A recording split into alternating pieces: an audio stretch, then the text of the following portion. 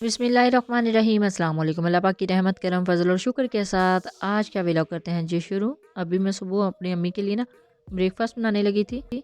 तो स्टोव पे मैंने अभी रखा था जी नॉन स्टिक का पैन। तो ये देखिए जी नीचे वाले किचन में शिफ्ट हुए हैं और हमारे तवे देख लीजिए अल्हम्दुलिल्लाह। 4 तवे हमने दीवार के साथ अभी रखे हुए हैं और एक मैंने रखा है अभी स्टोव के ऊपर और इसके ऊपर मैं बनाऊंगी प्लेन पराठा। अब इतने तवे होने की ये वजह नहीं है कि यहाँ पे हर फ़र्द का अलग अलग तवा है। अल्हम्दुलिल्लाह हमारी जॉइंट फैमिली है और 2 जगहों पे खाना 2 किचन में तो मस्ट बनता था। तो अब इसमें इतने ज़्यादा तवे हम यूज़ नहीं करते। तवा एक एक फैमिली का एक एक ही है। तो ऐसे ही हमने इकट्ठे कर लिए इतने ज़्यादा तवे। तो अब ऐसे रखे हुए हैं, जो दिल करते हैं हम यूज़ कर लेते हैं। तो अभी मैं तवे को शूट कर रही थी तो यहाँ पे मेरी जो रोटी है ना वो कुछ ज़्यादा ही सुर्ख हो गई थी। इसको अच्छे से दोनों साइडों से पका लिया है। ये प्लेन पराठा है एक्चुअली। तो अब जब दोनों साइडों से अच्छे से पक गया ना तो अब थोड़ा सा कुकिंग ऑयल मैंने लगाया है। आप चाहें तो घी भी यूज़ कर सकते हैं। तो वैसे अगर आप ना भी लगाएं तो फिर भी चल जाएगा, लेकिन अगर घी लगा लेना तो बहुत ही अच्छी इसकी लुक हो जाती है, बिल्कुल पराठे की शेप में। एक्चुअली फ्रोज़न में होते हैं प्लेन पराठा। ये मार्केट से मैं बड़ा पैकेट ला के रखती हूँ। तो अम्मी के लिए जब बनाना होता है उनको बना देती हूँ या फिर अपने लिए। इतने इतने से पराठे हमारे घर में नहीं खाए जाते। इसको तो बिल्कुल छोटी सी ये पराठी कंसीडर करते हैं हम। तो इस वजह से एक ही जगह पे मैं 2 बना लेती हूँ, क्योंकि हमारे जो है ना पराठे थोड़े बड़ी शेप में होते हैं।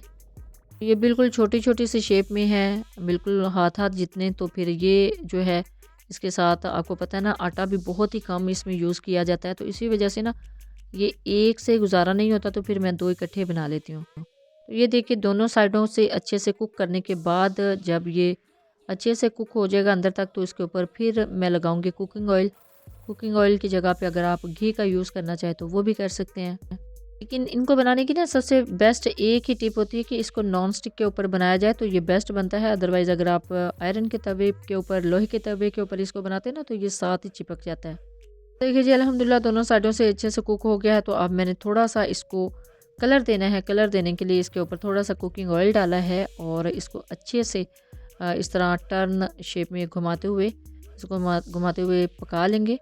तो देखिए अल्हम्दुलिल्लाह बहुत ही अच्छा सा कलर इसके ऊपर आ चुका है। तो ये पराठा भी बिल्कुल रेडी हो गया है। इसके साथ दाल थी तो दाल के साथ मैंने अम्मी को दिए हैं। और सर्दियों में इस तरह के पराठे यानी सुबह के टाइम इस तरह के पराठे बहुत ही अच्छे लगते हैं नाश्ते के अंदर। तो अल्हम्दुलिल्लाह नाश्ता ऑलमोस्ट डन हो चुका है। अभी यहाँ पे मैं अपने इसी YouTube channel Punjabi food and travel के लिए एक जूसर यानी प्रेस जो है फ्रूट प्रेस उसका डेमो करने लगी थी। तो मैंने यहाँ पे बनाना था जूस, अनार का जूस। इससे पहले मैंने इसी फ्रूट प्रेस में जो वीडियो शूट की थी वो थी ऑरेंज को लेके। तो ऑरेंज का जूस भी मैंने इसके अंदर बनाया था, वो तो बहुत ही बेस्ट बना था। तो फिर मैं अभी ये एक्सपीरियंस भी शेयर करने लगी थी। मैं भी फ़र्स्ट टाइम इसके अंदर अनार का जूस बना रही थी। तो इस वजह से मैंने अभी ये फ्रूट प्रेस निकाला था। अनार को पील ऑफ करने के बाद इसके अंदर से इसके दाने निकाल रही थी ताकि बहुत अच्छा सा इसका जूस निकले। तो अब ना ये काफ़ी एक्सपेंसिव मुझे पड़ा है अनार। 1 केजी आई थिंक 350 या 400 तक मुझे मिला है। अदरवाइज़ अगर कुछ मंथ पहले इसका यूज़ किया जाता ना तो बहुत ज़्यादा सस्ते हो गए थे मार्केट में ये अनार। तो अभी इनका सीज़न ऑलमोस्ट आउट हो चुका है। तो इस वजह से ना मैं अभी लेके आई थी। मुझे जस्ट इस मशीन जो है इस प्रेसर का डेमो करना था, तो इस वजह से मैं ये लेके आई थी। अनार का सीज़न भी ऑलमोस्ट आउट हो रहा है। तो ये देखिए इसके जो इसके अंदर से दाने निकले हैं ना, इनका कलर भी चेंज है। यानी बिल्कुल जिस तरह फ्रेश अनार होते हैं बहुत ज़्यादा वो तो नहीं है, लेकिन अल्हम्दुलिल्लाह फिर भी अच्छी हालत में मिल गए थे। तो अब इनको पील ऑफ करना और इसके अंदर से दाने निकालने के बाद ये देखें कितने अच्छे इसके दाने निकल आए हैं। तो ये है जी food press. Manual food press भी है, इसको मैनुअल भी कहा जाता है। इसके अंदर आप काफ़ी जो है फ्रूट्स का जूस निकाल सकते हैं। तो इसके अंदर ऐड करते हैं अनार के दाने। बिस्मिल्लाहिर्रहमानिर्रहीम। तो इसका डेमो मैंने आपके साथ शेयर किया है। इसकी कंप्लीट वीडियो आपको मेरे इसी YouTube channel Punjabi food and travel से मिल जाएगी कि किस तरह आप इसको यूज़ कर सकते हैं और कितना जूस मुझे इसके अंदर से मिल गया था। तो ये देखें जी इसको बहुत अच्छे तरीके से प्रेस करना पड़ता है। तो बहुत अच्छी लगती हैं इस तरह की जो मशीन्स हैं, इस तरह के प्रेसर, क्योंकि अब जिस तरह आपको पता है बिजली बहुत ज़्यादा महंगी हो गई है और हर जूस की जो मशीन है वो आपके घर में तो नहीं ना होती। तो अब इसका ये सबसे बेस्ट इस मुझे मशीन की बात लगी है इस फ्रूट प्रेस की, कि इसके अंदर अनार का जूस, ऑरेंज जूस और काफ़ी ज़्यादा जो और भी फ्रूट्स हैं जिस तरह स्ट्रॉबेरी है, वाटरमेलन है और भी आप इस तरह के जो सॉफ्ट जो फ्रूट्स हैं उनका जूस इसके अंदर बना सकते हैं। तो एक तो बिजली की बचत है और बहुत जल्दी बन जाता है, बहुत टाइम नहीं लगता और बहुत ही ज़बरदस्त ये हैंडी जो है मशीन है, आप जहाँ मर्ज़ी इसको लेके जा सकते हैं, मूव कर सकते हैं। मूवेबल है ना, इसकी सबसे बेस्ट बात भी यही है कि अगर ज़रूरी नहीं है कि आपने किचन में खड़े होकर इसको बनाना है, इस जूस को, किसी भी किस्म के जूस को बनाना है, आप जहाँ मर्ज़ी मूव कर सकते हैं, धूप में बैठ के भी इस तरह के जूस बना सकते हैं। तो ये देखें जी, इसके अंदर से इसका गूदा निकला है एक्स्ट्रा, इसमें अब जूस नहीं है। अब इसी तरह और जूस निकालेंगे। अल्हम्दुलिल्लाह बहुत ही अच्छा एक्सपीरियंस रहा है जी इस मशीन को लेके। अब जिन जिन के पास इस तरह की मशीन्स हैं, फ्रूट प्रेस हैं, वो इस तरह यूज़ करके काफ़ी ज़्यादा जूसेस बना सकते हैं। तो इसका डेमो शेयर करने का मकसद सिर्फ यही था कि मेरी तरफ से अल्हम्दुलिल्लाह 100% ये रेकमेंड है। आप ज़रूर लीजिए और ट्राई कीजिए और इस तरह का जूस जो है बहुत ही मिनटों में घर में रेडी कर सकते हैं। तो आपको पता है ना, अनार का जूस जो है फ्रेश जूस है, ये खून भी बनाता है। तो इस हवाले से भी ये मशीन मुझे बहुत ही अच्छी लगी है, ये फूड प्रेस बहुत ही अच्छा लगा है कि बहुत जल्दी इतना ज़बरदस्त जूस जो है वो रेडी हो गया। अब इसके साथ मैंने एक शॉप की थी जी, ये केटल, और ये एक्चुअली मैं इसके ऊपर से देख रही थी कि इसको कैसे यूज़ करना है।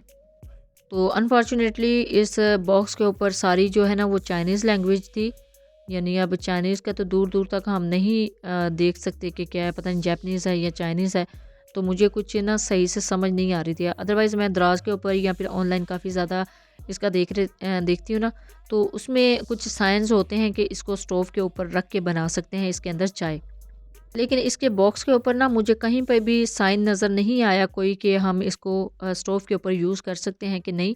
अदरवाइज़ मैंने ना दराज के स्टोर के ऊपर इस तरह की जो पिक्स नज़र आ रही थी सेम ऐसी ही, उनसे भी जो शॉपकीपर हैं, जो स्टोर के जो मालिक हैं, उनसे मैंने पूछा था, स्टोर ओनर से, कि नीचे क्वेश्चन किया हुआ था कि आप बताएं कि इसके अंदर हम इसको स्टोव के ऊपर रख के यूज़ कर सकते हैं। तो उन्होंने कहा था जी बिल्कुल आप यूज़ कर सकते हैं। अब इसके डिब्बे के ऊपर ना सिर्फ एक चीज़ की मुझे समझ आई है कि ये 950 ml है।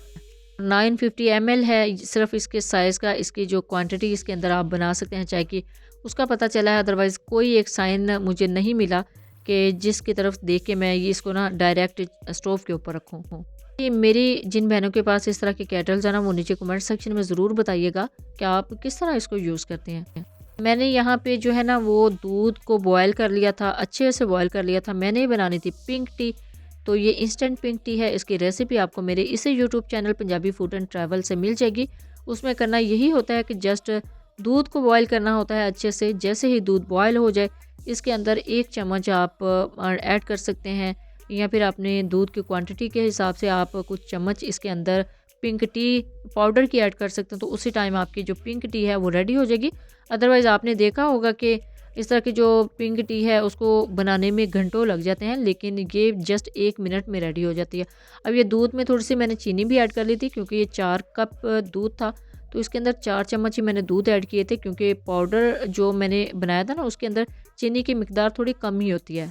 अच्छा जी, दूध अच्छे से बॉयल जो है वो हो रहा है, तो दूध को मैं बॉयल करके इस केटल में ऐड कर रही थी। अदरवाइज़ मेरे पास इतना प्यारा सा स्टोव, इतना प्यारा सा होब है ना, इस प्यारी से केटल को मैं इसके ऊपर भी रखना चाहती तो मैं रख सकती थी आराम से। अब मैं बड़ी तसल्ली करके इसके अंदर कुछ रेसिपीज़ बना के फिर इसकी ट्राई करूँगी। जब मुझे इसकी कुर्बानी भी देना पड़ी तो फिर मैं दे लूँगी कि अगर इसको ट्राई करना है स्टोव के ऊपर कि ये चल सकती है कि नहीं। बिस्मिल्लाहिर्रहमानिर्रहीम। इसके अंदर मैं आप ऐड करी थी तकरीबन 1 से 2 चम्मच पिंक टी, क्योंकि 950 ml का मतलब है कि तकरीबन 4 कप जो दूध है या चाय है इसके अंदर बन सकती है। तो अब ऐड करेंगे दूध। बिस्मिल्लाहिर्रहमानिर्रहीम। कितना खूबसूरत इसका एक सीन नज़र आ रहा है कि ऊपर से जो है वो वाइट दूध ऐड किया जा रहा है और अंदर जाते ही ये टर्न हो रहा है पिंक में। तो ये फ़ायदा है जी पिंक टी पाउडर को घर में बना के रखने का, यानी इंस्टेंट पिंक टी की जो रेसिपी है ना, आप घर में बना के रख सकते हैं।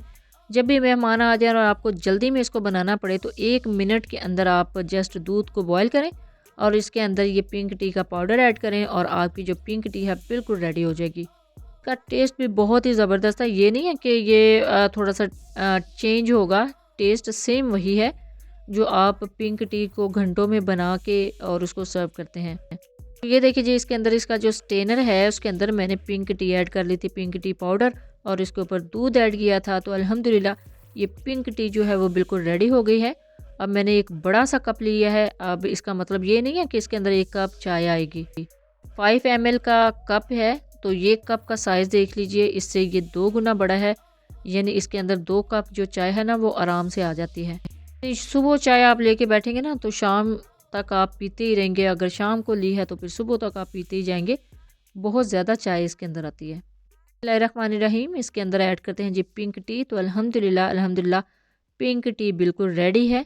और अब इसकी गार्निशिंग के लिए इसके अंदर पिस्ते ऐड करेंगे। बिस्मिल्लाहिर्रहमानिर्रहीम, बिल्कुल प्रोफेशनल टच दे दिया है जी इसके अंदर पिस्ते ऐड करने के बाद। तो अल्हम्दुलिल्लाह टी बिल्कुल रेडी है। ये देखें जी कितनी इंस्टेंट टी है, पिंक टी की रेसिपी है, 1 मिनट में रेडी हो गई है।